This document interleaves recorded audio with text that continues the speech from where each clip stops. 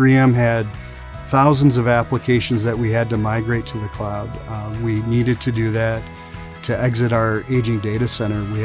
We had risks that we wanted to mitigate. 3M has a very wide and diverse set of workloads, and AWS Application Migration Service really provided the key ingredients to allow us to migrate our workloads. We were able to do thousands of applications over 24 months and do that in a way that was consistent, reliable, minimizing our business downtime, and also all at the same time continue to grow and deploy new technology. We were able to move our ERP workloads, or some of our most critical workloads, to the cloud. That allowed us to scale up and meet demand that previously would take many, many months for us to align to with our on-prem data centers. Many of the opportunities that 3M has seen through the application migration, we've moved and migrated workloads into,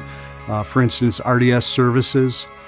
We've implemented many Lambda capabilities, and that's really advanced us to technology and a footprint that we want to continue to develop from an application modernization perspective. We've entered into multiple regions within AWS, bringing our compute not only closer to our customers, but also allowing us the capability to scale and drive new technologies closer to where our customer base is